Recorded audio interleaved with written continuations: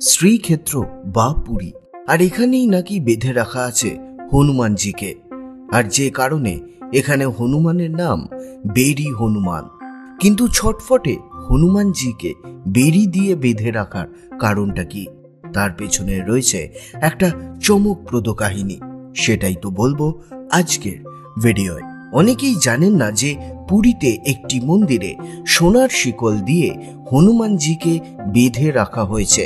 পৌরাণিক কাহিনী বলছে সমুদ্রদেব একটা সময় তিনবার পুরী মন্দির ক্ষতি করার চেষ্টা করেছিলেন। বলা হয় শ্রীক্ষেত্র এবং শ্রীধামকে সমুদ্রদেবের হাত থেকে বাঁচানোর জন্য হনুমানজির তলব পড়ে।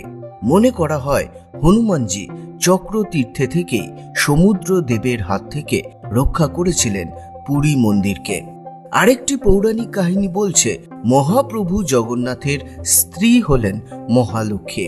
এদিকে মেয়ে জামাইকে বারবার দেখার জন্য পুরীর শ্রীক্ষেত্রে আসার চেষ্টা করছিলেন বরুণদেব। আর যে কারণে পুরী মন্দিরের 22 ধাপ সিঁড়ি প্লাবিত হয়েছিল।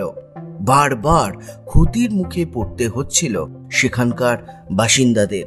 আর তাই ক্ষতির হাত থেকে নিষ্কৃতি পেতে বাসিন্দারা উপস্থিত হন জগন্নাথের কাছে। তাই সমুদ্রকে মাঝপথে আটকে দেবার জন্য হনুমানজিকে ডাকেন মহাপ্রভু। সমুদ্রের ধ্বংসযজ্ঞের হাত থেকে রক্ষা করার জন্য সদা সতর্ক ছিলেন হনুমানজি, আর যে কারণে তার নাম হয় বেদি হনুমান। তবে পুরাণ মতে বলা হয় হনুমানজি একবার অযোধ্যা পরিদর্শন করার জন্য একবার শ্রীক্ষেত্র থেকে রক্ষকের দায়িত্বকে সরিয়ে রাখেন। আর হনুমানজির অনুপস্থিতিতে সমুদ্র ফের ঢুকে পড়ে পুরী ধামে। সংকট আসন্ন দেখে ফের তড়িঘড়ি হনুমানজিকে তলব করেন মহাপ্রভু।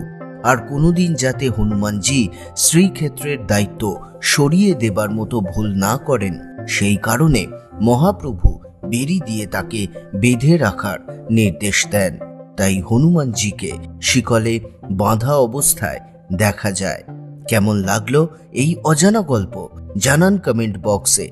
আর নতুন হলে প্লিজ পাশে দাঁড়ান, সাবস্ক্রাইব করুন হিন্দু কথা। আসি পরের ভিডিও নিয়ে খুব তাড়াতাড়ি। ধন্যবাদ।